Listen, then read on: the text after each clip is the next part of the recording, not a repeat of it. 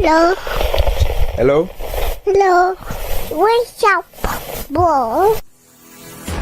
Hey, it's the What's Up Bro podcast.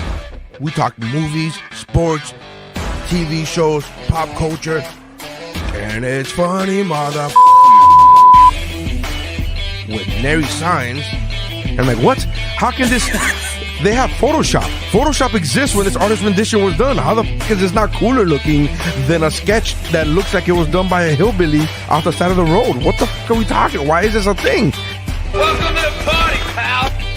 Steph, anie Meyer-Senior. Yeah, I don't have to look for you. Oh, no. So you're telling me there's a chance? Yeah! And Mike Mercadal. I'm just glad I like vanilla, boring sex like this. I'm glad that the sex I enjoy won't get me killed.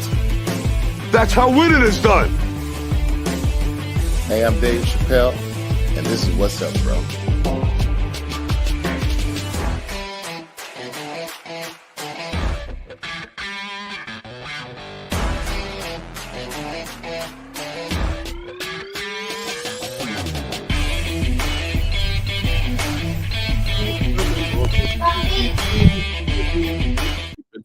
Hey everybody, welcome to the What's Up Bro podcast. My name is Mike Mercadal. With me as always is Nery Saenz. Nery Saenz. Echo.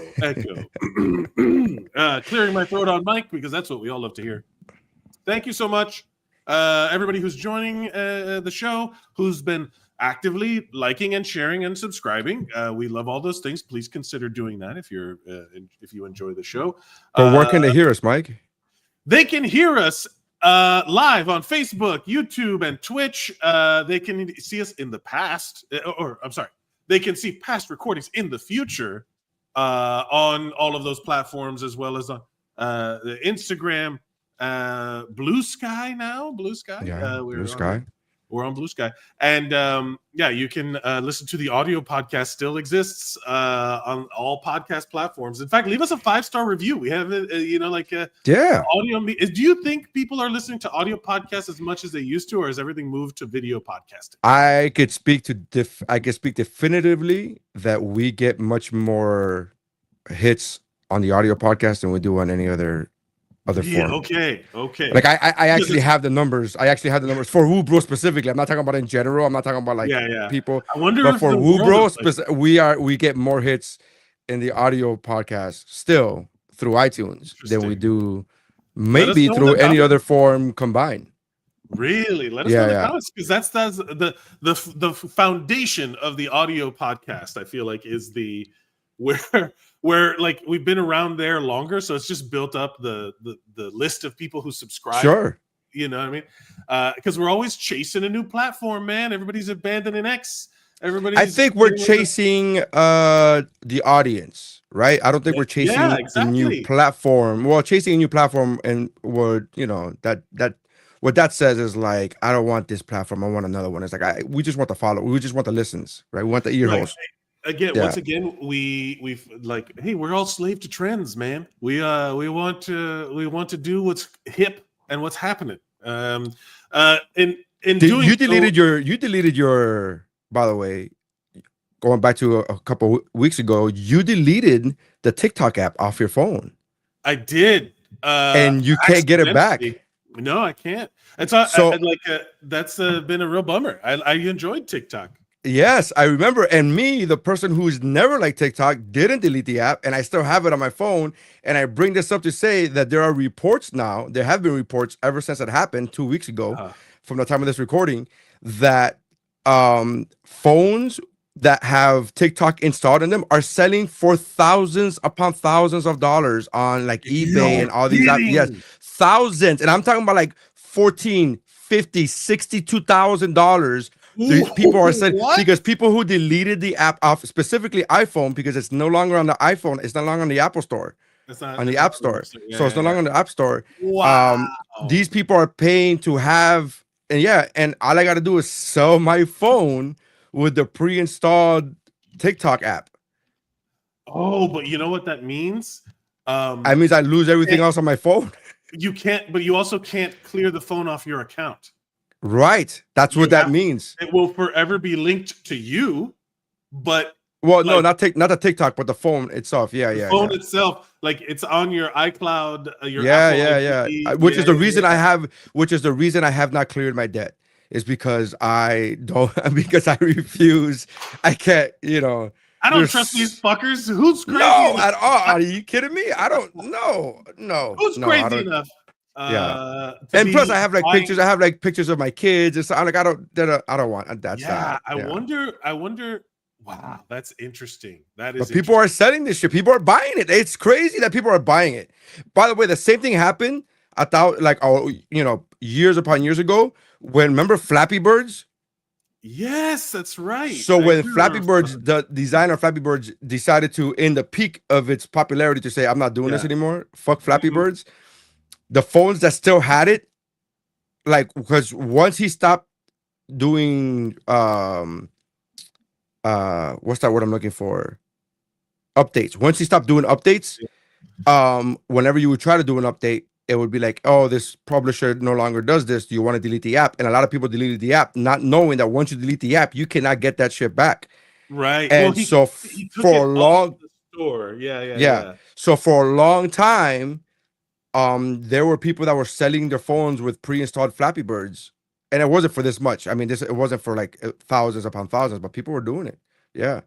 I have an iPad that still has TikTok on it. So that's how you get your fix. That's how you get your That's fix, how, huh? yeah, yeah. Well, you know what?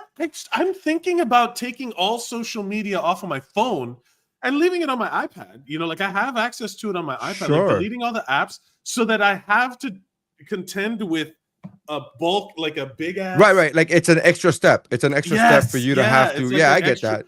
It's like when I'm really heavy dieting, I do not allow the non-diet food in the house because I'll be tempted by it, and it gives me that extra step of like having to go get it if I'm really craving something.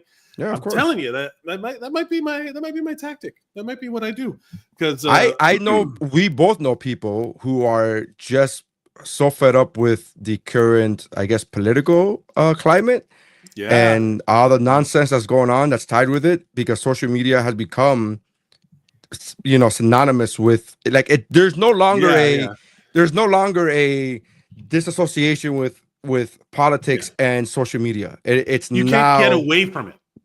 Well, it's not about getting away from it. safe It's haven. now you can't be like nowadays.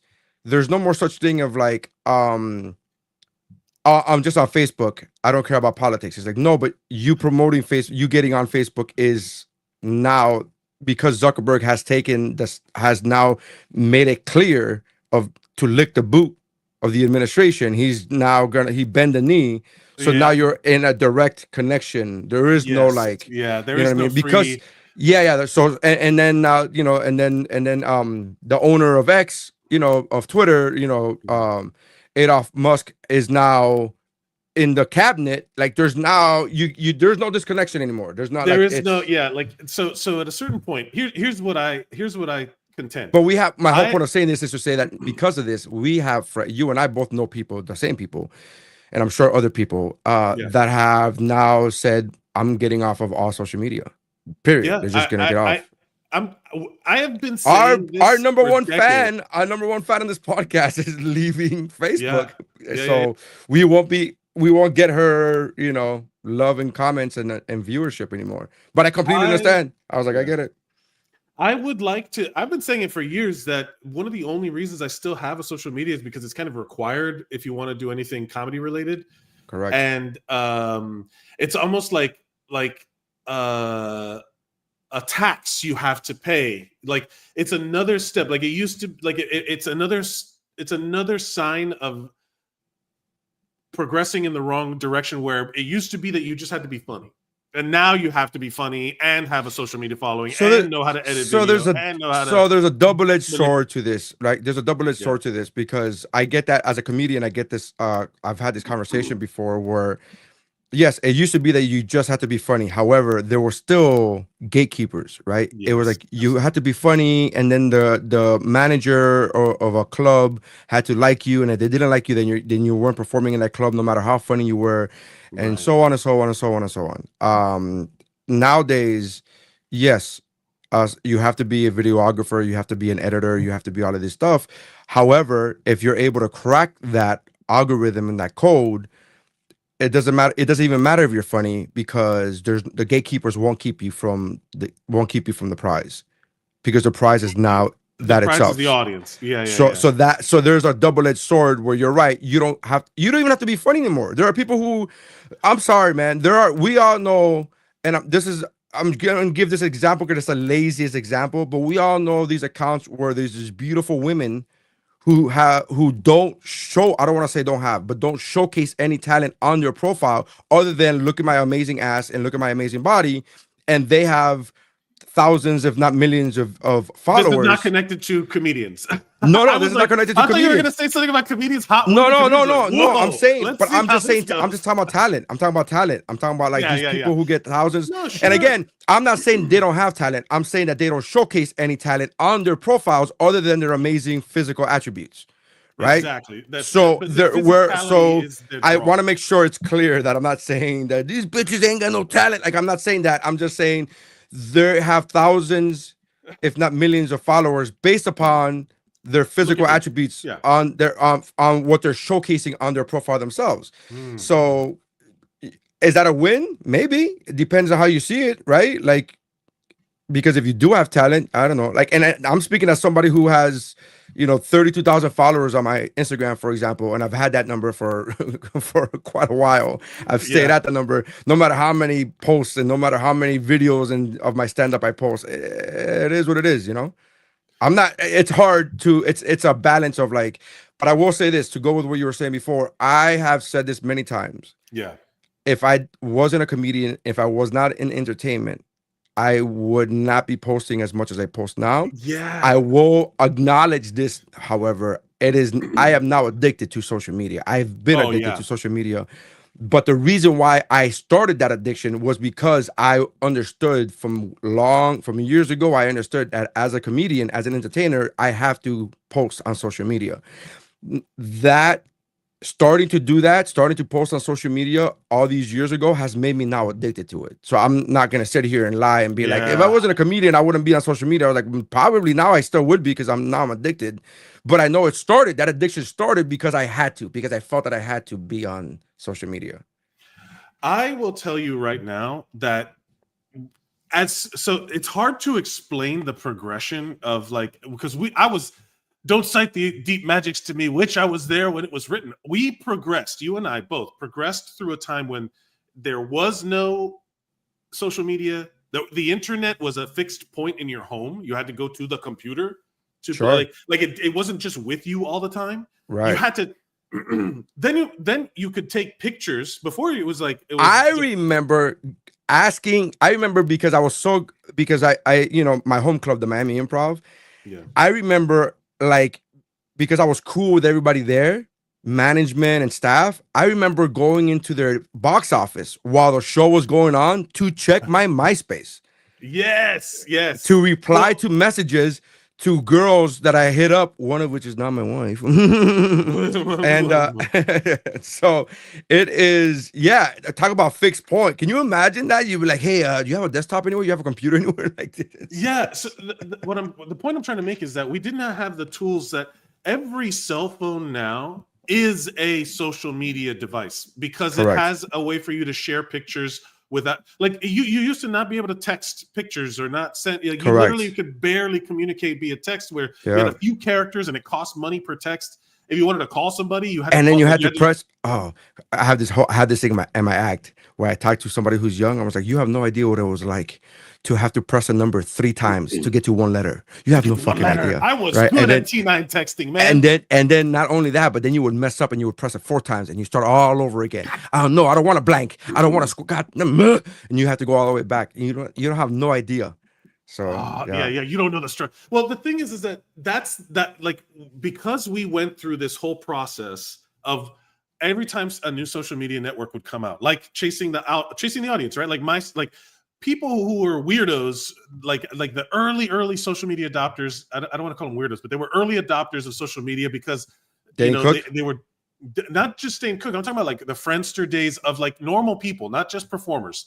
Like people who were seeking community online were seeking it at a time when it wasn't a common thing. It was also like a very different kind of a bro-y time. The early 2000s were super like toxically masculine and misogynistic. So what do you think is creepier? The dude who was like looking for community and friendship and some kind of thing through like Friendster or through these type of deals, or the dude doing that same thing through CV radio?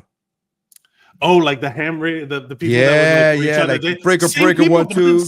It's the same people with new technology. Well, but it's not the same people because one of them was in the 60s and 70s, and the other one was in the 2000s. Yeah. So it's not, and then one of them, you know, it's like it's Breaker 1 9. So I'm saying because they're both creepy. They're both creepy. The God of Thunder here, 4.689, you know, looking for love, reach back, you know, like get back to me, whatever. Just waiting. I mean, if you think about it, tuning the dials in. I think about it. If you watch, and we have done this, we did this on, I believe it was, did we do this on Movie Bro? Which one? Where if you watch, whatchamacallit, Kurt Russell in, what was the Mortal Kombat movie he did? Big Trouble in Little China. Big Trouble in Little China. The movie starts off with CB radio talk, and I wonder if kids nowadays, I'm talking about like 15, 16, I wonder if they would understand that reference. They wouldn't. No, the thing is that it's they don't unless you teach like that. That's the whole point of like memories are short, history is long. You know what I mean? Like the people only know what they can remember. Like if they weren't taught something, like people who make fun of kids today for not knowing bands and all stuff. I'm like, did you show it to them? Did you talk to them about it? Or like a lot of people are rediscovering older video games now, right? Like that's a big thing. Like people are retro gaming and going back and playing like old school. My son plugged in the SNES the other day, and he plugged it in, and he was like, "What is this? What are these graphics? What is this? What is going on?" He was playing Mario. But was he playing? Did he continue to play, or did he abandon it? Oh, I wasn't at home, but my wife was telling me that he played, you know, their attention span is like, you know, 20 minutes. So he played for like 20 minutes or whatever. But yeah. Also, those games aren't for the weak, man. They're unforgiving. Those games were unforgiving, and there's not unlimited life, and there's not you can't. I started playing the thing is that now that with like emulators and things like that you can free like save states, so like save points don't matter anymore. Yeah. So, but I was playing Super Metroid. Do you remember the original Metroid from Super Nintendo? It's not the original, but the Super Metroid one. And I was playing it, and I remember like I missed something, and there's no like fast travel. Like I had to fucking climb all the way back thing to touch this thing, and then go fucking all the way back. And I was like sitting there like. I almost was like, man, I'm not fucking doing this again. Yeah. You know, like that crazy that Brian Regan bit. It's crazy. Like, well, yes, there's a video that went viral of a girl playing the Lion King video game. And then she says, it said the end, and she died. And she's like, but wait, what? What does that mean? Like she was so angry and conflicted. She was so confused. She didn't understand that you died. That's it. No, there's no more. There's no more. That's it. You have to start over again from the very beginning, and she was very dumbfounded by that. I was trying to find. I have it here, but it's basically like because it was a time where we did not like this was as close as you got to playing a cartoon, right? Like you were in control of an animated little thing, right? So like you could play the game of the movie you saw or the thing you love, like. But when you go back now and you realize they're all very similar platformers, they all follow the same kind of formula, or the X-Men games where you're just like on this like kind of 3/4 like 3D thing where you're just like spamming the same attack over and over again. And if you're lucky, there was a couple. And it's very Turtles in Time was like that. Yeah, bro. I don't think I've ever beaten it. That whole I'm trying to remember. I beat the original Ninja Turtles not too long ago. The original NES Ninja Turtles, and that was notoriously difficult. These games were basically the point I'm trying to make is that I only beat it because I watched a YouTube video. You know why? Yeah. Because a YouTube video showed you in the water in a dam, like when it showed you that you could not wait for the electricity. You just had to go You through the had to electricity. get hit. You just had to get hit, and you just had to. You couldn't just wait there. And I was like, oh, these motherfuckers. Like, how was a person supposed to know that? Yeah, and I used to play a lot of the like LucasArts games that were like the point and click adventure games, like Monkey Island and King's Quest and Space Quest and all that stuff. Where you've always been a nerd. Like even in the category of video game nerds, you're always in a subcategory of like even other gamers are like, Jesus Christ, that guy's a nerd. Like, just for the Sierra games, man, they were funny. But I loved it. They were funny. They were clever. I never got into Final Fantasy because I hated the turn reading because you can't read. No, well, I hated the turn based. Just waiting a turn. Like, just what do you do now? Attack. Okay, now it's my turn to attack. I'm like, wait, what? No, this is I hated turn based. You were an action based person. Yeah, I just needed if I press Y, I press X, I need something to happen, and I need it to happen now. And like, I don't want to give you the opportunity to hit me if you don't have the opportunity to hit me. This is stupid. Like I couldn't get into that. It's all about those are the different. I was big into I would separate them completely. Like, I loved story games, like those games that you called me a nerd, and I loved and then I would love fighting games, because the fighting games were the immediate, like, kicking directly, just kicking your ass, and also kicking your ass. Like, I would be sitting right next to you playing Street Fighter. That's what I miss. I miss the old school. Yeah. Like sitting next to somebody and like, getting my ass beat so bad that I throw a controller. Like, that's what I miss those. I just posted. Someone did let me see if I can. That's a true story, by the way. I legitimately would get my ass handed to me on NFL 2K, which was on the Dreamcast. My best friend had the Dreamcast, and I will get so fucking angry that I would throw the remote. Like, it was. This is arguably one of the most remote throwing games of all time. So let's do this. Let me see if it'll play.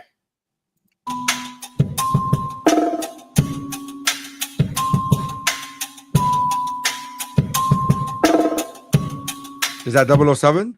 Yes, 007. When you're playing all the Golden Eyes, the quad, the quad. Yes. I never got that angry at that game. Well, I never got. You must not have been angry. as bad at that game as I was. Yeah, I think that's what makes the difference, because my friend would beat me so bad in NFL 2K. It was so like frustrating how bad it was that he would just always find ways to beat me. And so, but at GoldenEye, I don't remember being great, but I also don't remember being bad enough to throw a remote. I'm like, I don't remember. My problem was never. So I had the angry friend. And I was like the low key person beside, like, everyone's got that one friend that is like too angry at all times, at least in the certain friend, you know what I mean? Like they're like, hey man, like, what are you, chill out. And then you realize like there's just like horrible, whatever the toxic reasons are, that they're just mad all the time. And his dad just left him. It's fine. Yes, dad. He's a child of divorce. The idea. So am I.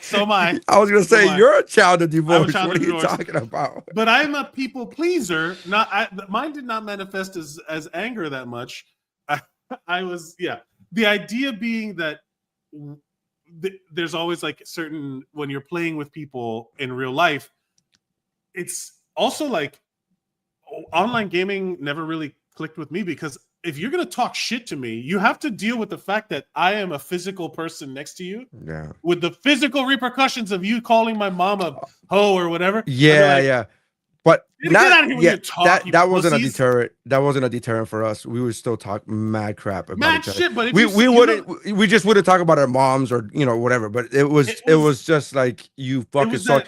And I would always make the rule, like, what was your line? What was your line where you're like, hey man, I get it, you're beating me, but this is unacceptable. What did you have a line? Because my line was physical touch. Like, I remember, I remember I had friends, maybe even my brother would do that thing where he would touch my forehead with his finger. He's like, you fucking feet, mother. And I was like, hey man, I get it. I'm losing. I suck. Blah blah blah. The physical touch, not gonna happen. Like, that's another, like, that's where I draw the line. Like, just fucking. Trash talk is not trash touch. You know what I mean? Yeah, Like, yeah. hey, It's just you got to separate those two things. That is a Yeah. line. I will say this: at different levels of like ages, things changed. But there was always it's that Bill Burr joke about like, God, this is gonna sound terrible, but like women don't punch each other enough. Oh yeah. That if like every guy knows that there's a line that if you cross, you're gonna get punched.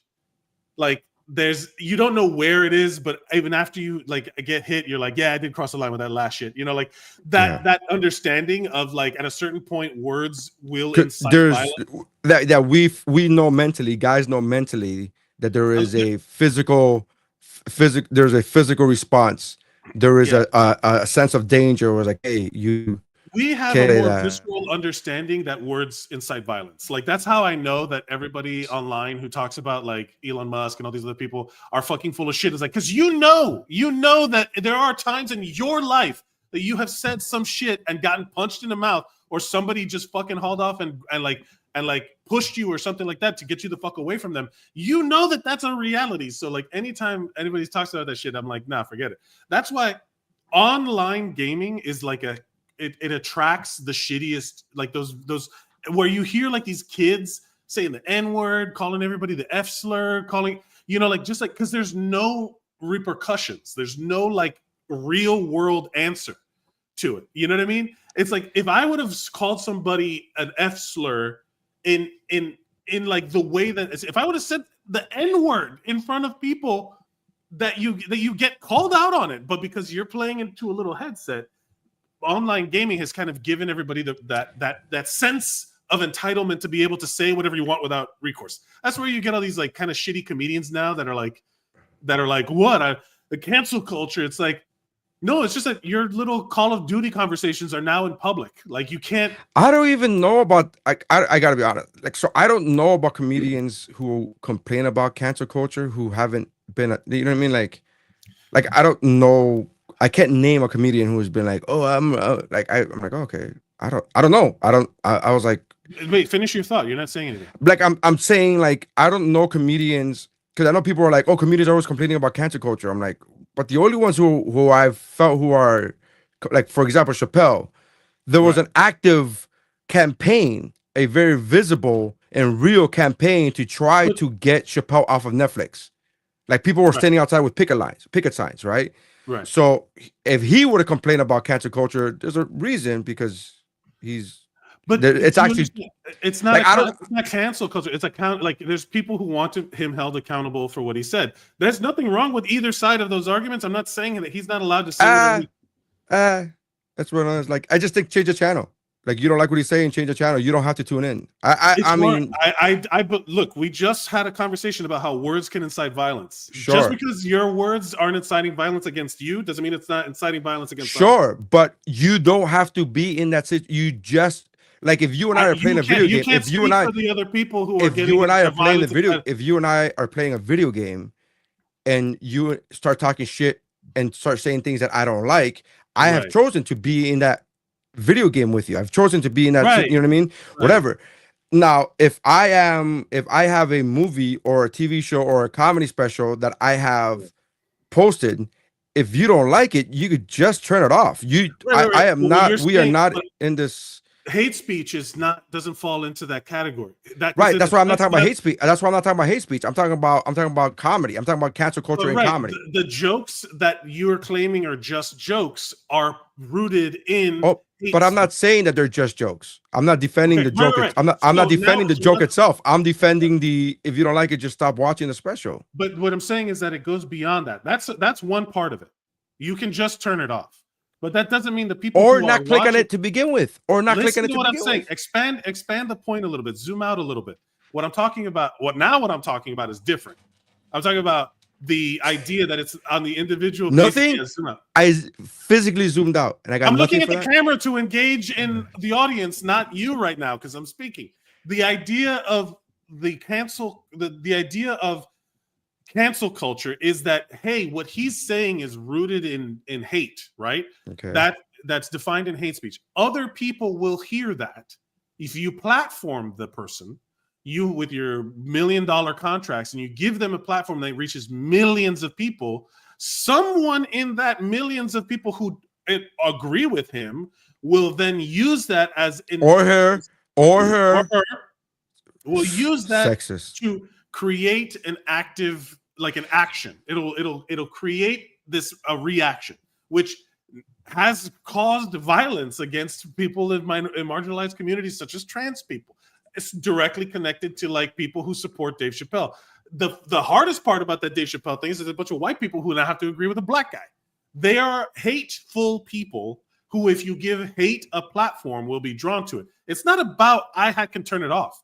If you're being bullied, cyberbullied, right? That whole thing of like, just log off social media. The group of people cyberbullying exists in real life who can then affect real change in your life and impact you. So if you can get it that it happens in a school, you can also understand that it happens on Netflix with America. You know what I mean? Like it's the same fucking thing. Right? I mean, like it's the same thing. Okay.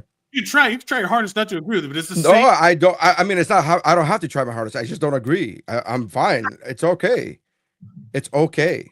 What I said is not true. I didn't say that it's not true. I said I don't agree. That's your truth, and that's fine. I don't think it's Netflix's responsibility to I also don't, well, no, but I don't think it's Netflix's responsibility to do anything. They're a private company; they can do it. But it's also like those people out there trying to get a hate speech filled piece of content. What they consider hate speech. What they consider hate speech. It's not hate speech, but it's not. Hate speech. Okay, that's where you and I differ, and that's where our opinions differ. That's it. That's all I'm saying. Are you saying that jokes that diminish and other like punch down on marginalized but I don't punching down. That he's phrase. Not talking about how he's not making jokes. He's making jokes at the expense of punching down. Punching down to me means that you think that particular person and or group is less than the person saying it, and they're not. They're all equal. If you make fun of everybody, why? If you're a comedian and if I can make fun of this guy, why can't I make fun of that person and this person and that person? He's literally saying the T's are less than the L's, the G's, and the B's. He's I'm saying that they're all. Everybody hates that one. I'm saying that they're all. I'm talking about the content of the joke. What? What joke? We're talking about hypothetical joke. We're talking about in general here. Dave Chappelle, the platform the example you brought up that Dave Chappelle was talking about anti-trans. Yeah, I didn't. I never even mentioned trans. I didn't even mention trans. I said that's why he was being canceled. Okay, I said that you could quantify people, that the only comedians that I know of that have quote unquote complained about cancel culture have been people are like comedians like Chappelle, who you could actually visibly see people picketing. So that to me is cancel culture. Anything else, like I don't know of any other comedians who are quote unquote complaining about cancel culture. It's all I was saying. Because if you complain about cancel culture, you have to have hey, what's your version of canceling? Because I don't know of any other comedians who have complained about cancel culture, because to complain about cancel culture, you have to have proof. Right? It's kind of like getting shadow banned. Oh, I got shadow banned. Do you have proof of getting shadow banned? I disagree. It's not about. That's all I'm saying. I never defended the joke. I never defended any even the topic. I just said the idea of being canceled. The only comedians that I know of quote unquote complaining of cancel culture are people like Chappelle, who you could point to and say visibly, hey, there were people picketing outside. That's cancel culture to me. Anybody, I don't know. Can you name me another comedian who's quote unquote complained about cancel culture? This whole thing started because you Tony said Hinchcliffe, Andrew Schultz on his podcast. Tony Hinchcliffe, I don't even consider a comedian. So I guess again, so you don't consider him a comedian, but he has a platform of millions of people who come watch him judge open micers. And when he capitalizes on open micers and basicly uses their labor. Again, I don't like the guy. I don't even like the guy, but I don't consider him a comedian. I was not even aware. I'm learning right now that he complained about cancel culture. I'm like, what? I don't understand. I didn't know that he complained about cancel all culture. of these people who make the edgy jokes that don't land, and then they get mad when they get like criticized on. They all have podcasts, and they're not doing it. They're not complaining about it in the stand-up. They're going on their podcasts and talking about it. Right. Joe Rogan has talked about it, how he had to leave LA because the everybody's so fucking weird there. You can't say nothing. Blah blah blah blah blah. And it's I always heard, and I didn't listen to a lot of taxes and money. It's a fucking scam. The whole point of it is that you can say one thing and believe another, and every one of these people present on their platform. I never heard. Everyone presents on their platform of millions whatever they want, but they don't believe it. So they can say whatever they want, and then the idiots that listen to it are the ones that then go incite violence on marginalized communities. They go pretend to be cops and try to ice people out of their homes. That's a story that just happened recently. All of this stuff is happening because of people who have platforms like the fucking president saying shit that they don't believe to get in themselves what they want. So that's what it is. I mean, it's not like I'm making it up. I'm telling you real things that are happening. So I wasn't even talking about any of this. I was just talking about cancel culture. The phrase of people when you said, "Oh, people complaining about cancel culture," and I couldn't think of another person. It's the same people who say that trans people should be using the right bathrooms, or the executive order that was signed that says we're all assigned a gender at conception, which doesn't fucking even make sense because we're all female. We're all fucking female. I learned that from Jurassic Park. We're all female until we're not. I learned it from school, but hey, man, you do you. Yeah.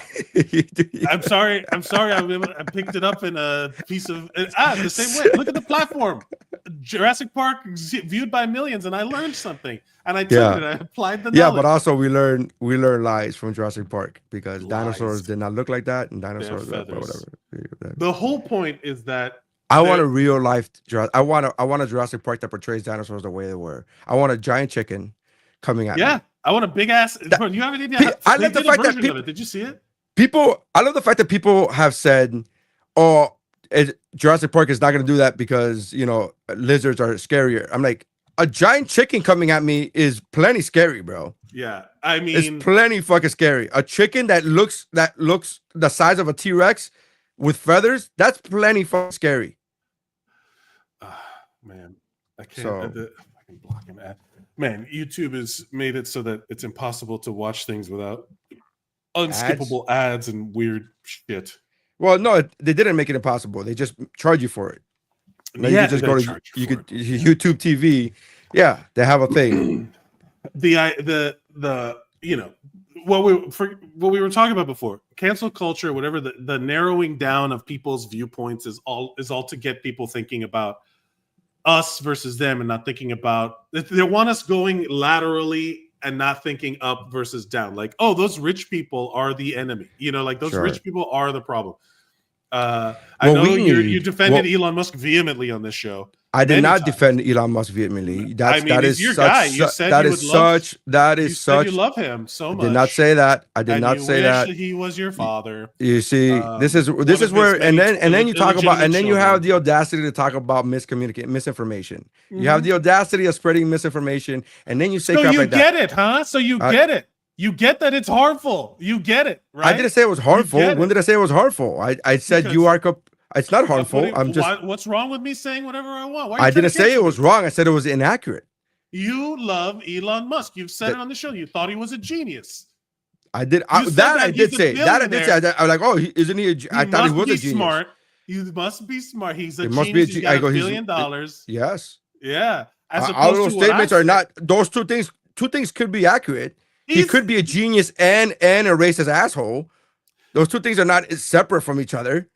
Right, but a genius at being a racist asshole? You're saying he's not a genius. You could be. Wait. Are you saying that just because you're a racist asshole, you can't be a genius, and just because you're a genius, you can't be a racist asshole? That's what I'm saying. All I'm saying is I'm not. I did say Elon Musk must be a genius because he is very successful and he's a billionaire. He's the richest man in the world. I did say that. That's a thing. And I still don't see how anything that he's done has discredited that. He could be a genius and stupid at the same time. Those two things also exist. You could say stupid things. You could be a genius and say stupid things at the wrong time. And again, not defending Elon Musk. I think he is. I called him Elon. I called him Adolf. I called him I know.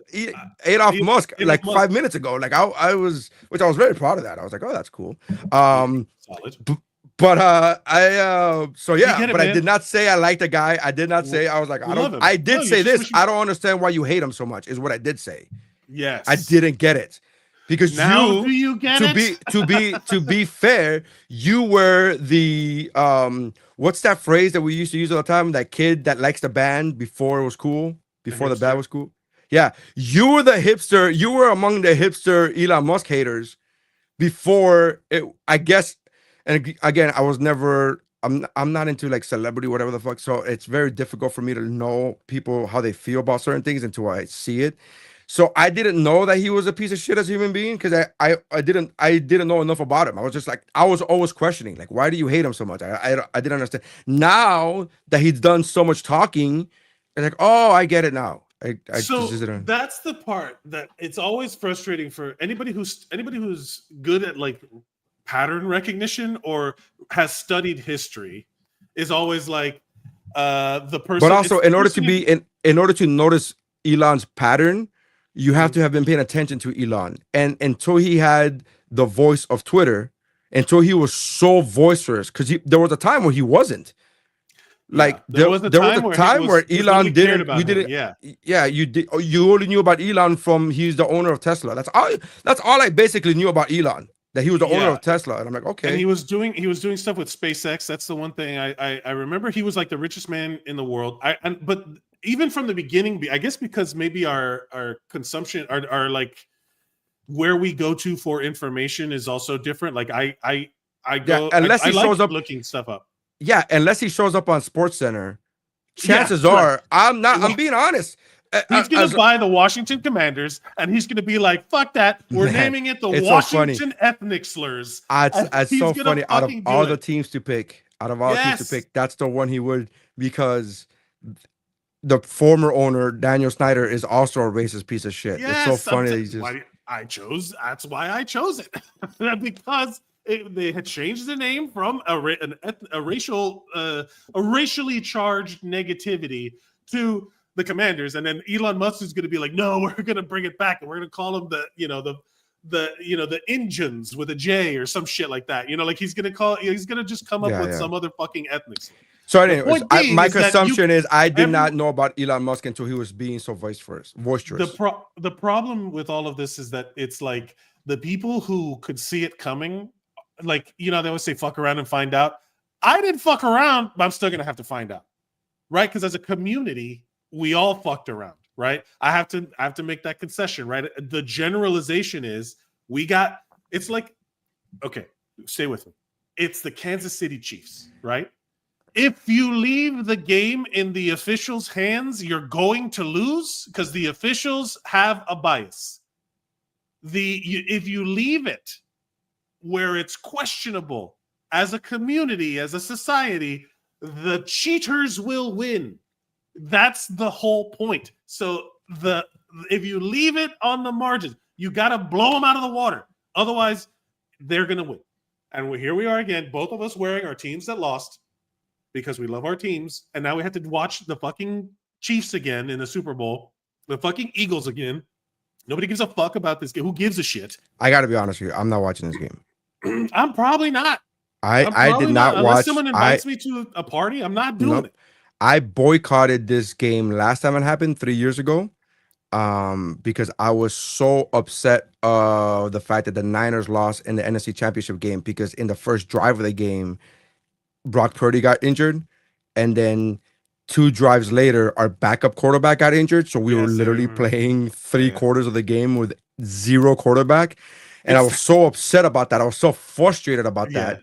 It's not like being a sore loser. It's like we don't have a quarterback. We don't have a quarterback. There was no chance. It's that time where it's that fucking movie where there was a hockey game where the goalie, they didn't have a goalie, so they got the Zamboni driver as the emergency goalie. That's a real thing in hockey, apparently. That's like the time in the movie where someone who's like, they like look into the audience and then they're like, I could play, and then he starts throwing bombs. It's the water boy. It's the water boy. It's like you're looking for the water, like you're looking for anybody to help. Anyways, so I didn't watch a minute of that game, of that Super Bowl. a minute. Not I didn't watch a minute of it. It wasn't even like I wasn't even conscious of the game happening while I was watching something else. Like it wasn't like oh, the Super Bowl's on right now, I'm gonna go on Netflix. And I wasn't even doing that. Like I completely forgot that there was a game. And that's the same thing I'm planning on doing this year. I don't give a fuck. I don't care. I don't care. I refuse. Care. I refuse to give them the viewership. I refuse to give them the attention. I don't give a shit. And I also, on top of that, I do this all the time. When like the Heat lose in the finals, or the Heat lose in the playoffs, or the Niners lose in the playoff, whatever, I just refuse watching even SportsCenter for the following week or two. Yeah, because I don't even want to hear like the pundits' thoughts on the game. Yeah, I'm like, I don't care. I don't care. I don't care. I don't care. I don't care. I do. I was watching. I saw somebody post something because they were showing. The NFL's trying to reach out into the other countries. Sure, they're going to be. Dolphins are playing in Spain next year. Yeah. They're trying to reach out to Europe, right? And it is kind of this vindication of people like Americans are like, soccer's boring. They posted a clip of the Sky Sports feed. It had like Ndamukong Suh and somebody else as like one of their commentators, and then this British guy who's like their sportscaster. Every time they had to like compensate for the TV commercial breaks, it was like brain-numbingly long. It's like, yo, why are you not actively playing? That's not a timeout there's no reason to cut to commercial. Just keep fucking playing. It is egregious. The feed was like insultingly slow. The game was insultingly slow. For an international audience to watch it when they're used to soccer just being played, they just play soccer. But also you're just watching people run. You're not really watching people play. It doesn't matter, man. It's the thing that stays on. So I think it was sucked, man. I heard a stat. The NFL sucks. I heard a stat. Well, that's not true because they're still filling up stadiums, so it's not true. Right, the stadiums. But I wonder how their feet, like it's such a slow game when you think about how many timeouts they call. This is what I was gonna say. I heard a stat recently, and I don't know how accurate this stat is because I did zero research on it. But I heard a stat that of actual action time, a football game has like 17 minutes of actual action. Yeah, like of just the ball is snapped, there's running, there's there's like 17 minutes of an entire game, and that sounds low to me, but also plausible. That sounds because you're not including, because even when you get a first down, the clock is still ticking. Yeah, right? But literally the clock only stops when the ball goes out of play. That's it. Everything else, the clock's running, or when they call a timeout. The condensed game. This is just on YouTube, a condensed game.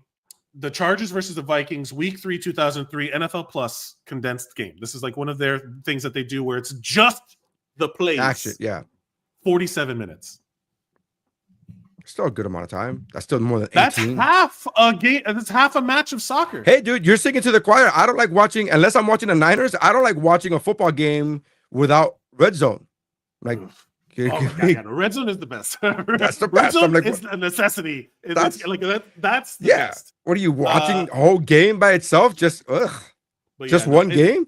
The more and more the world opens us to us, I can understand these people that hate globalism because suddenly they have to answer for the fact that like everybody who's China, like gone onto the Chinese TikTok alternative that's literally straight up owned by the Chinese Communist Party, and people who like go to Europe and move there and then are posting on social media like they buy their groceries for like $20, or they they're like doing all of these things that Americans have always just kind of taken for granted, and now that we're like, hey, we are up to here, and then everyone in other countries are like, and you don't get healthcare, and you don't get education, and you don't get public transportation, and you don't get, it's like suddenly all of these Americans are like, oh no, we suck again. It's the worst. We're just seeing so many better options. Bread in Europe is fire, dude. Like, it's so much better. Bread is so good. Tastes better. Bro, when I went to Europe in December, everything is better. I spent a day and a half in Spain, and the croissant game in Spain. Yeah, I didn't even go to France. I went to Spain. I was there for a day and a half. Knockoff croissant. I was there for a day and a half, and I had hotel lobby continental breakfast croissants, and they were the best croissants I've ever had in my life. I was like, this is absurd. It's foul what we do. And It's you wanna like, know what's fucked up? and then people, it's so funny because I remember as I was eating this delicious piece of heaven, right? Yeah. I remember thinking to myself, I remember thinking back to moments where I was like, Costco croissants are amazing. And I'm like, you stupid idiot man. You sweet summer child. You moron. You don't know The what delicious idea- croissants is. This don't know is what it is. delicious croissants. Yeah. So it's literally like it's gotten to the point where like But I'm soccer just still gonna have sucks, to though. keep I don't give a people shit. in. Soccer still sucks. Whatever, man. Go I don't watch care. cricket. No, cricket the- blow. Oh my god. I Cricket's just even worse. oh my god. Oh my god. Oh my god. That's so bad. I was watching. So I work on cruise ships a lot. For those of you who don't know, I work on cruise ships a lot. And on cruise ships, there are a lot of unless there is a big football or basketball or baseball game, like it has to be, it can't be like a general, it can't be like a Tuesday baseball game. Unless there's a big game going on, the ships, they just play cricket. Everything, it's what it is, I figured out, it's ESPN Caribbean. So ESPN has a Caribbean network. Yeah. So ESPN Caribbean plays cricket and soccer all the time. Every once in a while, you'll get rugby, but that has to be like a different thing. Like that's not even usual, but it's just a lot of cricket. And dude, I've sat and tried to watch and understand cricket, and it just sucks. It's just for the life of me. And if I could get a condensed version of it, if I could get like highlights, maybe I would care more. But I don't know just the watching a rules. cricket match. Yeah, it's like watching Quidditch, where it's like, what is happening? Okay, they do the baseball familiarity. It's like, okay, it's close. Well, it started I see before where you're baseball. going. Cricket is It's the originator. the birth of the originator. So it's like I see what you're doing. Okay, throw ball, hit ball with stick, ball hit other sticks. Is that how you score? It's a So stick. what's a run? And then these two guys just run back and forth. And it's Yeah, like, What's happening? You know, like I just need somebody to give me a primer on cricket. There is a TV show on Netflix called Explained, and every episode is a documentary. It's a docuseries, and every episode is a different topic. And one of the episodes is cricket, and they do a pretty good job of explaining it. The problem is you still have to watch cricket. Yeah. So that's where the downfall goes into. But it's understandable, like their version of a home run is 6. And they call it a squiggle nugget or whatever. I don't know, squiggle nugget. Some winky dink or whatever. So a wicket? I think they call it a wicket. I think, if I'm not mistaken. The truth of the matter is that. But even if I am mistaken, who cares? It's cricket. Who gives a shit if I got that wrong? The truth of the matter is that it's like all of these, like, the more and more social media expands, the more and more we see what the world is like out there. Like the more and more you're like, you know, I was raised on fucking, you know, all these American exceptionalism movies, like even like Top Gun, that's just like American military propaganda, and like all of these things where you're like America #1, everyone, you know, and it's straight up that Dane Cook joke where we're just bullies, where it's like, you don't want us to get angry again, do you, country? You want us to get you don't want us to get mad again. We're just going to leave 100,000 of our guys here just to make sure we don't act up. And it's literally just us being fucking a nightmare to deal with. And I think now we've reached a point where like the rest of the world is like doing that. You know, when a kid's throwing a tantrum where you kind of ignore them and you turn your back and you're just like, nope, I'm not engaging. But I don't know, but there's other, I mean, you know, dude, there's a lot of parts. I mean, the world, it's just the world, right? Like there are problems in every country, and every country has absolutely, this and that, and, you know, whatever, yes. and sure, whatever. But I want that bread. That bread is fire, bro. I want that bread. I mean, I was there for a day. I was there for a day. I don't understand. Like, I don't even You didn't even know. seek it out, the best bread in Spain. You just ate like garbage bread for them. And you're like, what is happening? You're like Homer Simpson biting into the rib witch where your pupils dilate. And you're like, it was pretty bonkers. What? It was pretty bonkers. Yeah. I went to Portugal is another one at the airport. I had another croissant at Portugal. It's so funny because I was at the airport, and in Portugal they speak Portuguese, right? Obviously. But you're thinking to yourself, I know Spanish. It's kind of similar. I could kind of understand, get the gist of stuff. So I tried to like order like something. I'm like, hey, can I get a turkey, non-fat turkey, whatever, and then what got to me was a croissant with Nutella, and I was like, I mean, okay, I guess that's Sure, I guess they're like he's not from here. He will enjoy this thing that is. And I did. sugar and It fat. was so amazing. It was a croissant with it was a croissant stuffed with Nutella. You got to be careful. I don't know how the current La Migra context for cruises is, but have you noticed anything different going? Because at a certain point, ICE is going to have to keep people in, where they're like, oh, they found the bread. We can't let them out. We got to keep them in. Well, it's so funny because it's not funny, but during the last week where all these ICE raids and all that stuff going on, you immediately put yourself in those shoes. Like, what would I do in that situation? What would I do? This is awful. Like, I start thinking about my family, because I have a lot of family who is, who immigrated. I'm an immigrant myself to this country. And I immediately, because I travel so often and because I travel on cruises, which is international travel, considered international travel, I always have my passport on me. Yeah. So it's something I didn't expect to have to think about at 2025 when I'm seeing people get arrested and deported, and immediately my thought goes, well, at least I always have my passport on me. Like, that's a weird thing to have to think about. It's sad. It's kind of but crazy. It's like immediately. My wife is an immigrant. Her family is here. Like, it's all of these crazy things. And then one of the frustrating aspects of Chiquita's an immigrant? Huh. Get out of town. With a name like Chiquita, you thought she would be local. Chiquita Banana.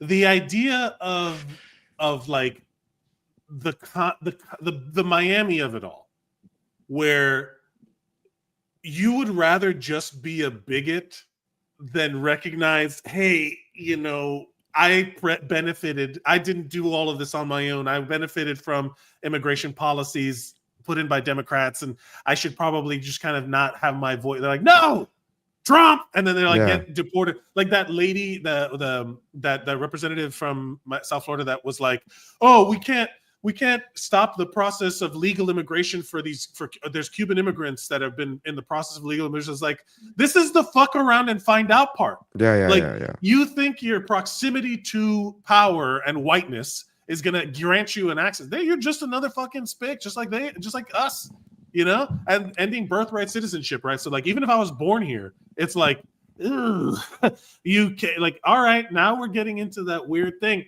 Everyone who's benefited, all of these Cubans that have fraudulently, their kitchen burned down, my car was stolen.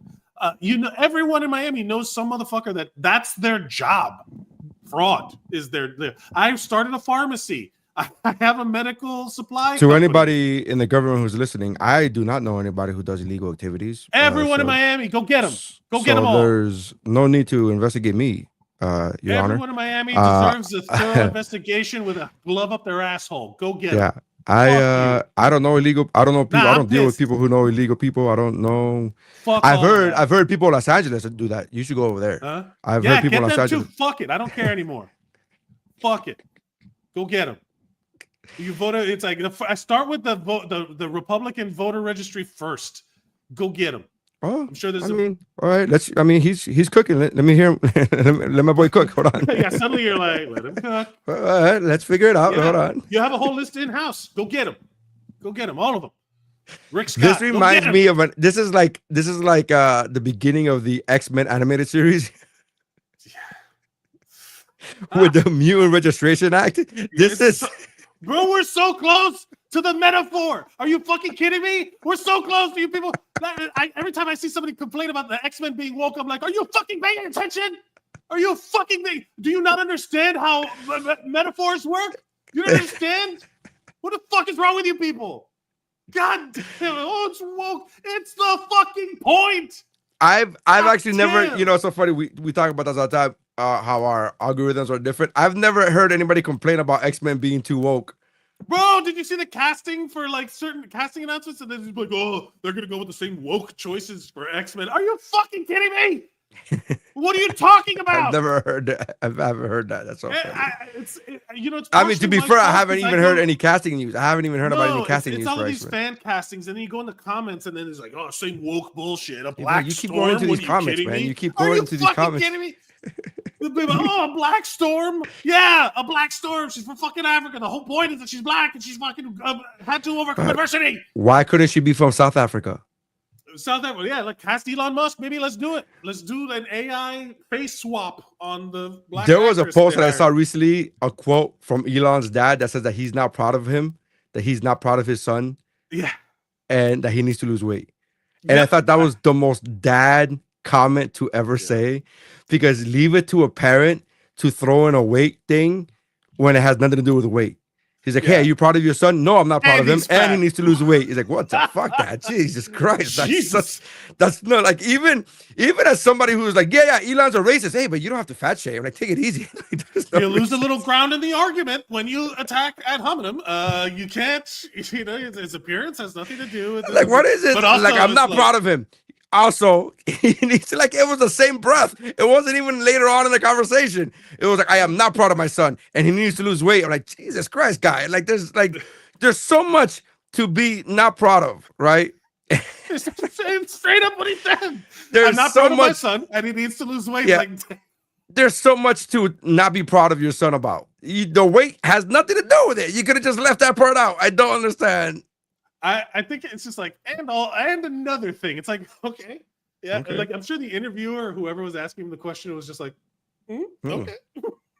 What? And he's a lousy driver. Yeah, and he drives bad. He's got, like, he went to bed till he was 17. And he forgets birthdays. He forgets Jesus Christ. birthdays.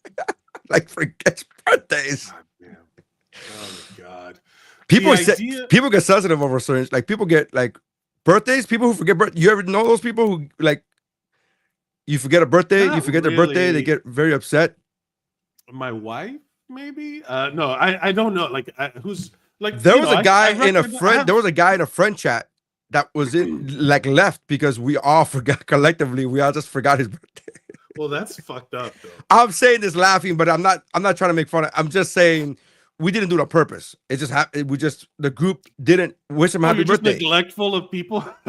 Like, yeah, I mean, but again, I don't like, and I appreciate the love that I get, and the people are sending me happy birthday when it is my birthday. I get it. Thank you. But also, if you didn't say, like, I'm not one of those people who was like, you didn't say happy birthday to me last year. What? Like, what? You're gonna hold that against me? No. Like, not hold it against, but like, that's one of the things that happened with, like, Facebook, and again, your cell phones being a social media. Your cell phone is a social media machine. You don't need a Facebook. You don't need anything. You just, because iPhone has a photos gallery that you can share photo albums, and you can share all these things. So sharing pictures is out. You can message people in varieties of ways with your fucking phone. You can.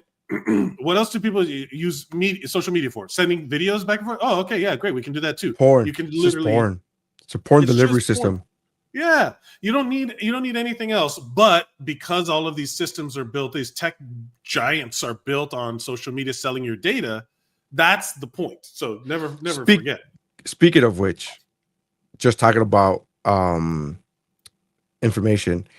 Have you heard Jerry Jones, the owner of the Dallas Cowboys? Which, by the way, I found this out recently. It is undisputed the most successful sports franchise on the planet. Not even just in America.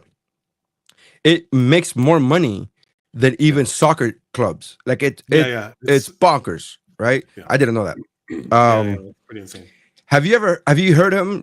Have you heard? They did a clip of, like, he recently said something where, like, if people think this is all about sunshine and glory holes, it's not. And then it was like, wait, what? And apparently, this is a phrase that he says often. And there's, like, clips of him saying glory hole multiple times in different things, but nobody, because he's so old, white, and rich and powerful, nobody has the fucking gall to be like, hey, Jerry, that doesn't mean what you think it means. Yeah. So it's like Jerry Jones comes was our glory hole comment on fan anger. Yeah. If you watch the video of it, I'm sure there's a video of it. There's a very low percentage of this that is smiles and glory holes. Very low percentage. Yes. What? Like, but this isn't an isolated incident. This is just the most recent one. This incident specifically happened 2 days ago when he announced his new head coach hire. For- But it for happens the- all for the the- time. He says glory. I heard a clip show. I heard one of these sports commenting shows where they showed like 4 different times throughout the years that he just says glory hole. And you're like, wait, what? And nobody's got up to him like, Jerry, you got to stop saying glory hole. It's Because glory he's days. so powerful that they're afraid of Yeah. him. Nobody's That's going to be so like, fucking funny. Oh my God. This is speaking of the Cowboys, hold on. Let me do this here.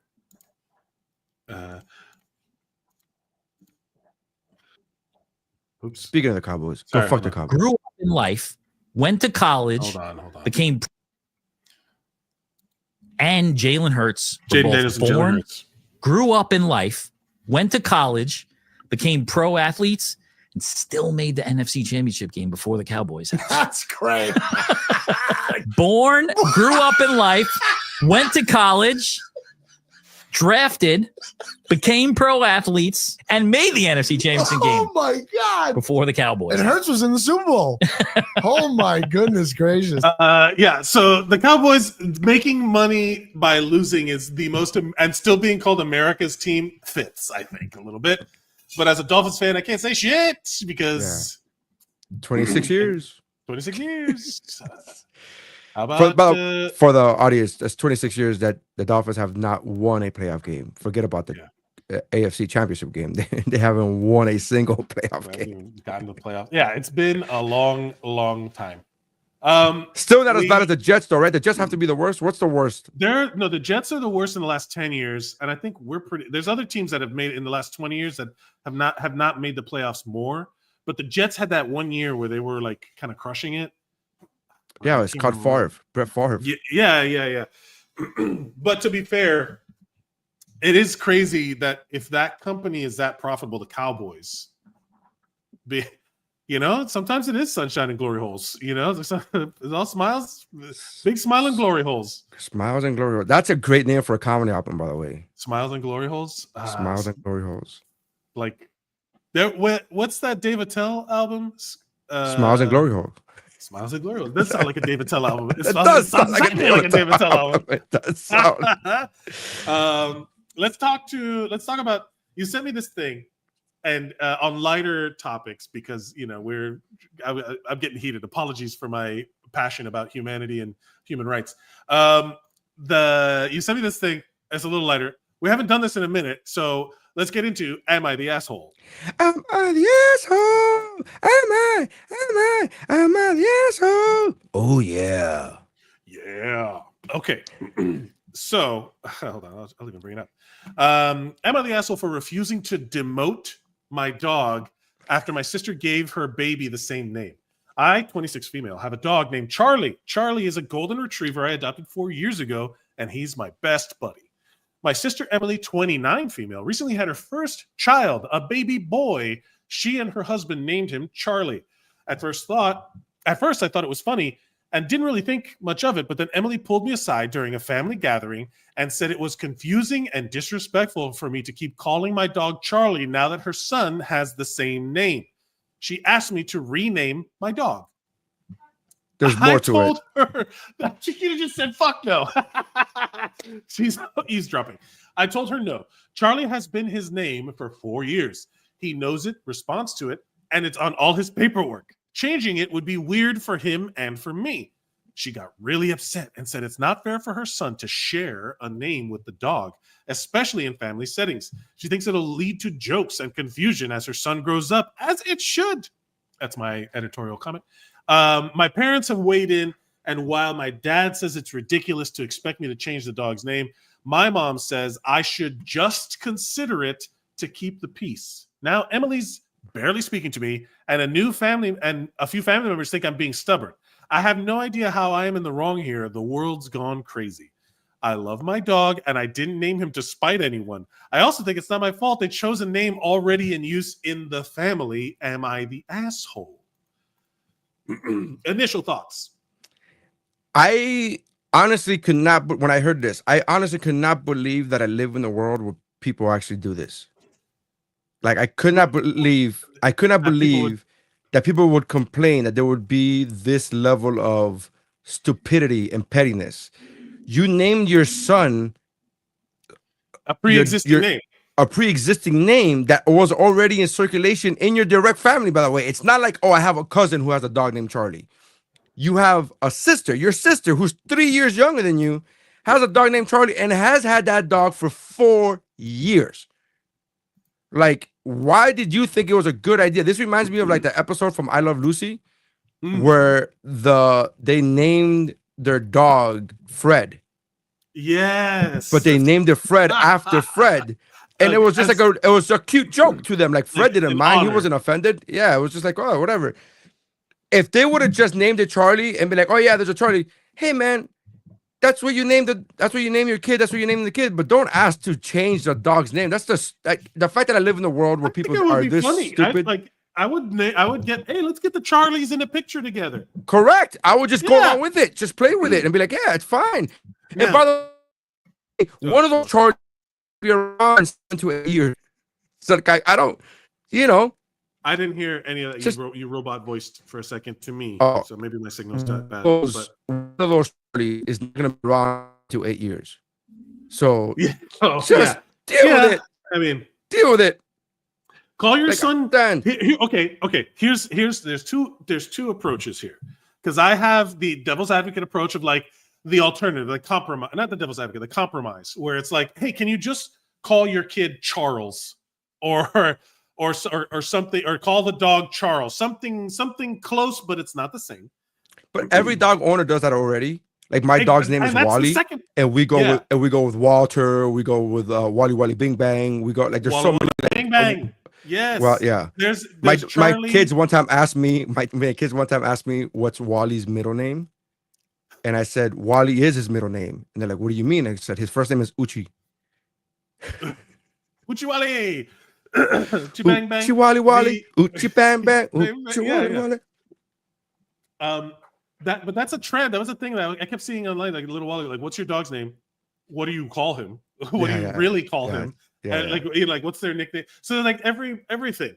Like my childhood dog, the best dog that ever existed, was Max, and he became Maximilian.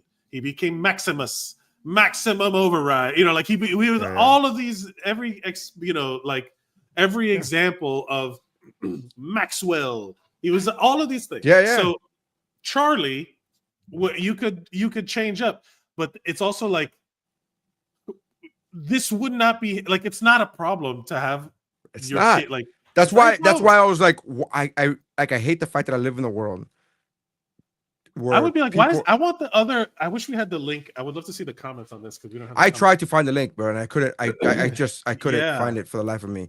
I found like it was just bonkers. If you just put demote my dog's name, like a bunch of things come up, but it's like video and people's podcasting of it, but it's just, I don't know. I couldn't find it. By the way, no, not the asshole. She's not the asshole for refusing to demote her dog's name. I think the sister, and here's the thing, I don't think the sister's an asshole. Oh, the post was deleted. I just see it here. So I don't think the sister's the asshole. I do think that the sister is stupid. And I think there should be a like a clarification of the two. Like the two are not the same thing. You could be stupid without being an asshole. Yeah, so one of my favorite. So I found it. There's still comments here. It says there was a post about so basically saying you call one of them Dog Charlie and the other one Human Charlie, like, because she's like, there was a post years ago about a guy who had a cat named Nigel, and his sister started dating someone named Nigel, so they called the cat Nigel and the guy Human Nigel. So just call the kid Human Charlie. Yeah. He's the human. Or call him Charles. Isn't his name Charles? Did you legally name him Charlie, or did you legally name him Charles?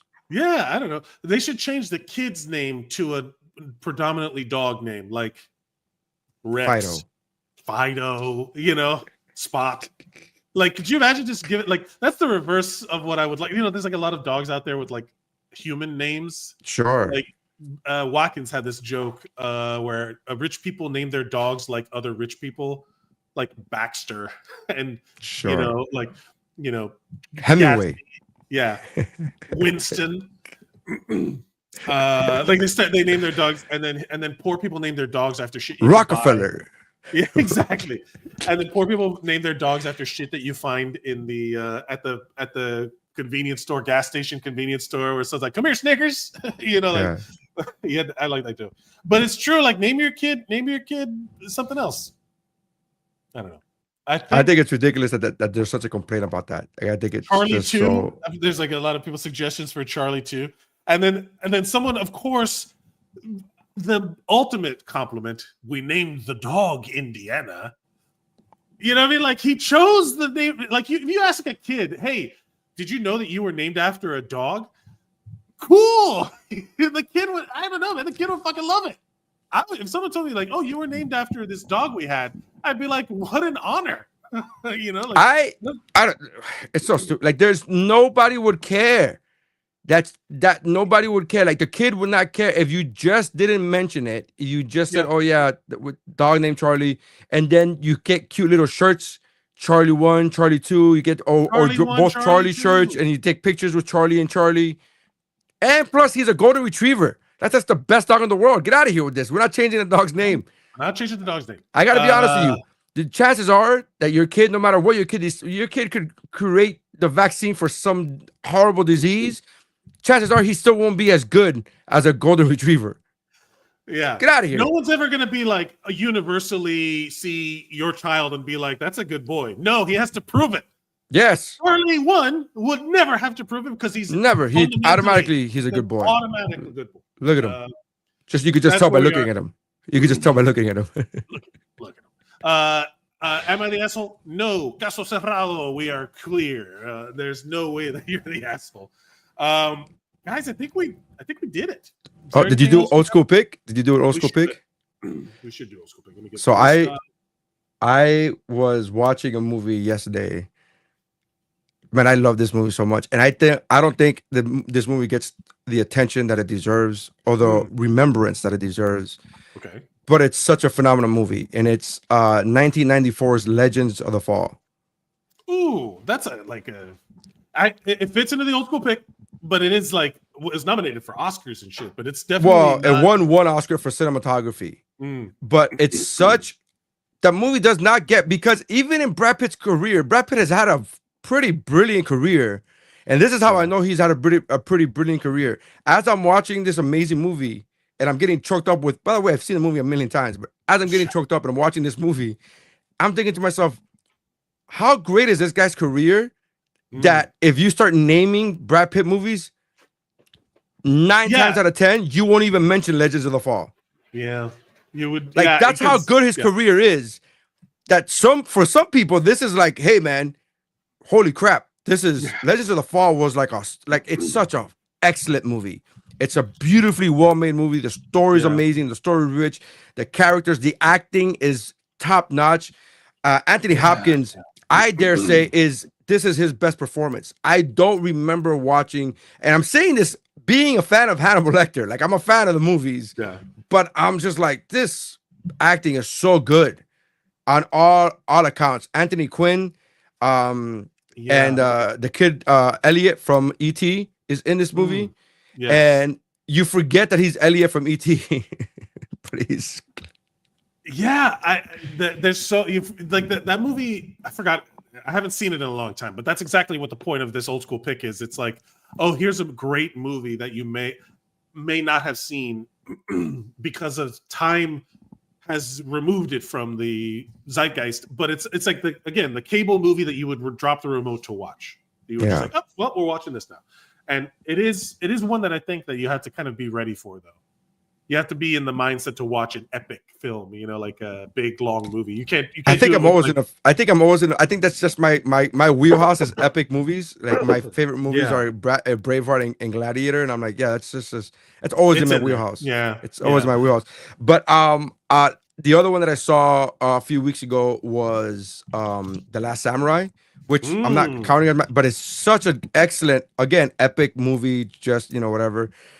But Legends of the Fall, man, it's so brilliant. Oh, by the way, I showed my daughter Alien, the other day. Yeah, I saw the video. I introduced her to Alien. The chest burster scene. Yeah. And it made me laugh because she was like, "Oh, that's like Adam," and she met Adam from the Goldbergs because in the Goldbergs they've referenced it, so she understood that reference before she saw the original. She didn't, you know what I mean? Yeah. So she saw. It's kind of like how I saw A Christmas Carol in Scrooge before I saw A Christmas Carol. Right. So when I finally did see A Christmas Carol, I'm like, "Oh, this is like Scrooged. This is like Scrooge." It's like when you hear the cover of a song before the original, and you're they copied this thing, and it's like this song is from 1947, and I'm pretty sure they copied. I'm pretty sure they copied Rick Ross, Port of Miami. I'm pretty sure they copied that song in Scarface with the time machine. Scarface in 1981. Now I have a question in terms of what qualifies, because I have two choices, because I have watched both of these and they're like some of my favorite movies, and I don't think I'm looking through the list of stuff and I don't think I've ever mentioned it, but is The Mummy an old school pick? It's but I don't. The thing is, it's not good. So if you want to say that. If good was never the qualifier for old school pick. I know. Good was I don't know if you remember the original old school pick was No Retreat, No Surrender. No Retreat, No Surrender. So and Ninja 3: The Domination. I mean, just shut the fuck up with your is it good? Is it good? That's not the point. Also, I would rather watch Ninja 3: The Domination over The Mummy. But whatever, that's the first Mummy is I showed my kids this movie like 2 months ago, the first Mummy. By the way, I introduced them to the first Mummy, a movie that I don't even like. But I thought this is a good family movie. Like The Mummy? It's just cheesy. That's the point. It's a throwback to these adventure films and I'm not saying it didn't succeed at maybe they succeeded too well because it's too cheesy and I don't like it. Maybe you're the problem. I guess. Good. And by the way, I'm the only one in my I don't know of anybody else I don't think I've met anybody else. That's a lonely island. But I'm fine. I'm fine with it because and to be fair, I watched the movie in its entirety for the first time in 35 years 2 months ago when I showed my kids, and I was like, I guess it's fine But I picked the movie, by the way, and I put it on because I thought they would like I thought they would like it because it's not about, hey, I like this movie, you're gonna like it. It's like, hey, I think you will enjoy this movie. And I was right. How did they handle it? I was watching the scare, the parts with like the special effects aged, but the scarab scenes are still fucking scary. Like when they're like crawling in the body. No, my kids don't get scared at that. My kids, they weren't scared at that. You showed Alien to your kids. Do you question what kind of content are you kind of okay with? This because violence is in there. So sexual content, I'm out. I can't show my kids sexual content, which is the reason why to this day there's even sitcoms. Like I won't let them watch The Big Bang, and I've explained this to my kids. I'm very honest and upfront as a parent. They'll ask me, "Hey, can I watch Big Bang?" And I said no, and they'll say, for the most part they say okay, but I would jokes in there. Well, first of all, the whole premise is how do I get to bang this hot chick that lives across the hall? Lives across the street. That's the first season. That's the first season. Is like how do I get to bang? And so the premise of the whole show is how do these three nerds talk to beautiful women because they want to try to get to bag them. That's the whole thing. It's all sex. And if you've seen my act, I'm not a prude by any stretch of the imagination. I mean, I'm not. No. But when it comes to, and this is something that I've literally explained to my children, I don't mind them watching, for example, Deadpool and Wolverine, because I believe that even at the age of 12, 13 years old, that they understand that mutants with claws and regenerative powers don't exist. But if they are watching a show that is constantly talking about how do I get to have sex with somebody, what can I do to have sex, and this is the whole point is me having sex with somebody, that will seep into their brain to think like, oh, then I want to go on a date, and when I go on a date, I have to put out, or maybe I don't have to put out, or whatever the thing is. But the whole thing about sex is that it's real life. Yeah. So when it comes to children and young kids, I don't want them to be like, dude, and I told my daughter this. My daughter's 13. I'm like, I don't want you to watch a show that all it is, the whole point of the show is Yes, it's funny. I like the Big Bang Theory. I enjoy the Big Bang Theory, but I'm at an age where my whole life isn't revolving around sex, and you're gonna get to that age where you're getting to that age where that's what's gonna be, and I'm understanding of that. But so that's my goal. My limit is that. Also gore. I'm not really much for gore, and I know Alien has that one scene, but it fits within the parameters of. It's not gore for the sake of gore. There's a difference. I understand what you're saying. Like I get it, and it's you're up like at a certain point, raising kids like in a world where they have access to the man, when it was restricted, you kind of like it's like squeezing something that it seeps out. Like the harder you squeeze, the more sneaks out. And I remember like being 12 years old on an uncensored internet. How many crazy things I saw that I should not have seen that are ingrained in my brain. Do you remember there was Faces of Death? That was a thing, dude. A lot of that was proven to be fake, but we didn't know that at the time. But we didn't know that then. And we went out of our way to rent that crap. Like, it's crazy. No. I'm talking about, man, I saw like fucking on, I don't even want to say it on here because it's pretty messed up, but like, we live in a time where you could very easily go. We all remember our first snuff film. We all remember. Yeah, Jesus, not even that, but like, if you go online right now and then they show like the ISIS, like all those videos exist. Yeah. You know what I'm talking about? Like all that stuff exists out there, and it's not like it's hard to find if if you really want to look for it, you can. So the curiosity is kind of like right, which is why I try to regardless of. You don't put walls up, you put guardrails. Which is my premise behind talking to my kids openly and telling them, hey man, I don't want you to watch a show because they talk a lot about sex. And here's the reason why. There's a difference between watching superheroes, kill each other because they're superheroes. And I believe that you as a child understand superheroes aren't real. But girls and guys living across the hall from each other and they're going on dates and like that's a real thing, dude. And I don't need you to be preoccupied with like, oh, I want to go on a date, I'm going to go on dates and I'm going to do this on dates, and on dates this happens. Like when you get to a certain point, like, and there's some comedies that I'm like more than happy to show them the comedy. Ace Ventura, I'm showing them Ace Ventura, but again, it's the guardrails. It's like you're not afraid to have a conversation with your kids about stuff because you're not, like that. That's the whole point, is that you have to communicate. Like the whole point is just talking. Dude, they watched my daughter the same night that she watched Alien. 2 movies later, I introduced her to Tom Hanks's Big. Oh, also very weird sexual stuff in there. My daughter pointed it out. So my daughter, in the scene where Tom Hanks is trying to explain that he's a child. He's like, well, no, but and then she thinks that, oh my God, you're married, whatever, blah, blah. My daughter loves doing this. She loves talking to the screen. She loves talking to the movie, right? And so my daughter was like, so basically I'm a child, so you had sex with a kid.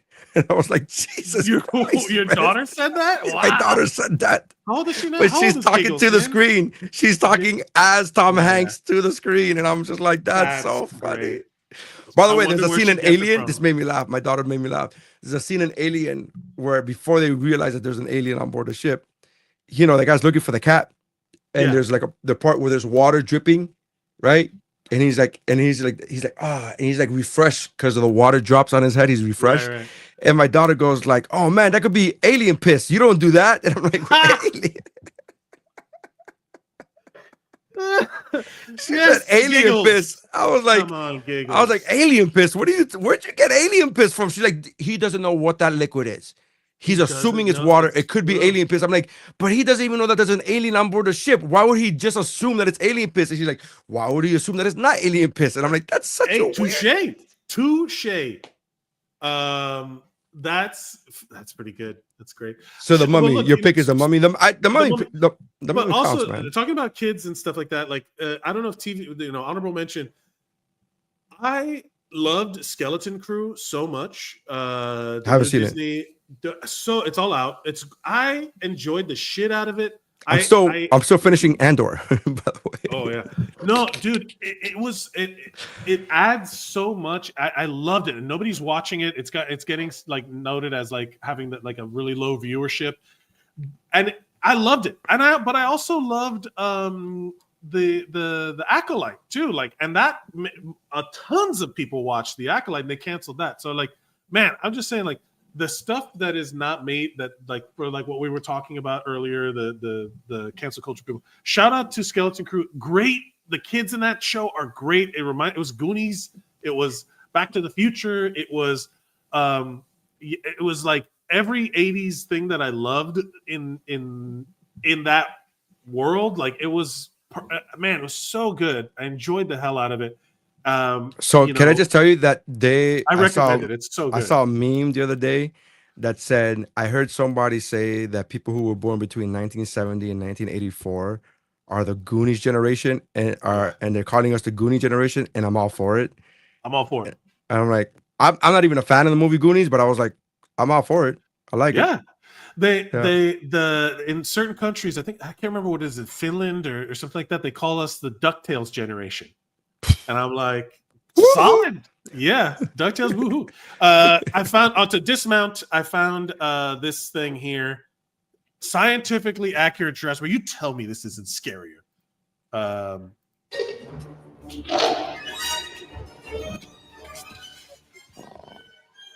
Dude. Crazy. Look at that. Look at that. How crazy that is. Like a beaks and feathers and a big giant tail. Like that's so much scarier. And also the animation in this is fantastic. Okay, hold on. Let me just say. This part here. Clever girl. You tell me that's not the scariest. Oh, can you not see all the shit? The banner. Yeah. You telling me that thing is not one of it's the great. scariest thing I'm with you. I'm with you. I'm the one saying, like, let's have. Don't lie to us, Hollywood. Tell us the truth. No need to lie. Oh, no T-Rex model. It ends before the T-Rex comes in because the T-Rex would be a giant chicken because the way that we draw dinosaurs is wrong. It's inaccurate. So it's like there would be more fat and muscle and more tissue in the way that we do it. They call it it's the shrink wrapping effect. They just basically shrink wrap the skeletons, and that's what we think dinosaurs look like. But in reality, they would look like big fucking chickens. Which is, be honest, I think that's so much scarier. So much scarier. I think that's so much scarier. Yeah. Thank you for watching, everybody. You can follow us at WuBro Pod on all social media platforms, all at Mike Mercadal, at Nery Saenz. You can follow us. You can email us. Email us at WuBroPod@gmail.com. Email us your old school pics. Email us your thoughts. Email us. You tell us what's up. Yeah. What's up, you bro? Tell us what's up, bro. You tell us what's up. Yeah. That sounds like I want to fight you. What's up, bro? What's up, bro? What's up, bro? What, you got a problem, bro? What's up, bro? I respect you too. We're friends. I would like to tell you all follow also Zeros on Heroes. We've been doing Collateral Benefit. Me and Will Watkins are talking about improving our lives, body, mind, and community. We've had some. We've gotten some roles on Twitch, like some not roles, some people watching on Twitch and getting in the comments, and it's super fun. We're talking to people who are like trying to like improve their max bench. This one guy came on and was talking about like in the comments, and he was like, "Oh, we're trying to max my bench," and he's like, "Oh yeah, so where you're at now and where you're trying to get to," and he gave it to us in kilograms. Yeah. So he's trying to get up to 140 kilograms or something like that. And when we did the math, it's like 400 pounds. We were like, Jesus Christ. So by the way, on the ship that I was on last week, there's a cruise line that is, the gym is all in kilograms, right? So I found this out because one of the other performers taught me this. On your iPhone, on the calculator app, if you go to the bottom left, there's a converter where you could just on the calculator just convert it, so you don't have to be Googling, and it's such a time saver. It's so great. But to your point about the max, about the bench press, I the other day was doing the dumbbell bench press, and this kid who's like maybe 16, maybe right 17, comes up to me and he was like, "Hey, how much is that?" And I look at it and I was like, "Oh, 70." And it's 70-pound dumbbells. And he was like, "Jesus, oh my God." And I was like, and I never felt like, yeah, that shit's addictive, dude. Yeah, you've had quite the fitness journey. Why don't you come on collateral because benefit? I've never been invited. So Shut the fuck up. I haven't. When the fuck have you told me come on the show? I'm not. Well, fine, we'll talk. But the idea of We'll talk off the show. we'll talk off the show. The idea of the dumbbell bench, which is also like, well, whatever. We talk about all this shit on collateral benefit. But it's a fun. I just like the idea of like I was just working out. I was by myself, right? I work out by myself all the time. And then this kid just happened to be there, and it was on a cruise ship, and he was like, "How much is that?" And I think that one was like 65. I think it was 65 pounds. He's like, I was like, I don't know, 65. And he was like, what? Like he was so amazed. And it just immediately somebody who That's good, dude. But in my mind, I was like, I am the strongest man on earth. It's just like this, like that's the whole point of the show, like immediate boost of like endorphins. I was just like, yes. What people think that gym culture is like old school thinking of like exclusion. No, I mean every gym. Me and Watkins talk about this all the time. I go each other up. Yeah, me and Watkins talk about this all the time. We will text each other. I'm like, hey, what do they mean by this? And they're like, oh, that's under the old school way of like doing certain leg exercises or quote unquote girly or whatever. And I'm Gay. That's so stupid. I'm like, that's so really like I'm like lost at a By the way, this is how old I am, where I now have to buy and travel with a massage gun. Yeah. You're also kind of in the perfect environment of like you have nothing else to do other than go to the gym, and you're like that's such an underrated kind of thing. Like you have the access to it. That's Marvel shit. Those are the MCU like where they pay you to get in shape. Like they just pay you to work out. Well, yeah, I mean, you're on the club the whole time. You're getting paid to shit. So this is my issue is now when I go home. So like I have this goal. I work out with this app, and I have this goal where I work out. My goal is to exercise 5 times a week. Yeah. And it's hard when I go home for like 4 days because you're like, oh, how do I work out at home? Because I don't have anything to work out at home because I'm never home. So like now how do I? Yeah, it's a whole thing. Push-ups and squats and things. Yeah, it's a whole thing. It is a whole thing, but it's all doable. We all talk about it at Collateral Benefit on the Zeros on Heroes YouTube podcasts, everything. Go to @ZerosOnHeroes on all social media, or you can follow me. I post it on my stuff. It's a great time. Nery, is there anything you'd like to promote? Yeah, I have a show coming up at the Dania Improv, February 23rd. It is a stand-up hybrid show. Me and Carlos Hernandez are going to be doing a show where he'll be doing stand-up, I'll do stand-up, I'll do my act, and then we both get on the stage together with microphones, and we have like a bunch of questions that we have that you could scan a QR code and then kind of like ask the audience. So the audience will have questions that they have answered, fun stuff like what's the worst first date you've ever had, or what's the worst date you've been on, and stuff like that. And then we read some of these on stage, and we talk about it, and we bring people on stage. So it's a hybrid stand-up. I just posted a link to the show in the comments. Yep. So it's there. Dania Improv, get your tickets at daniaimprov.com. February 23rd. It's a Sunday 8:30 show. It's gonna be a lot of fun. For those of you in South Florida who get scared off by the phrase Dania, it's Fort Lauderdale. It's the same thing. It's just I was like that. I was like, oh, Dania, that must be like by Cocoa Beach. I'm like, nope, it's Fort Lauderdale. What? That's far. Yes. So go check that out. Thank you everybody for watching. Follow us on all the social media. Please share with your friends. Join us live. We'll try to be. I'm going to try and create these things ahead of time so that you can just kind of be notified on YouTube. You just click the notify me, and then it'll just tell you when we go live, and then you can be in the comments and share with us your old school picks. Share with us your takes on Am I the Asshole and all that sort of a hole. You don't have to. You don't have to say that. You don't have to say that the S's. You just say the A hole. Thank you for checking us out, man. Appreciate that. That's how winning is done.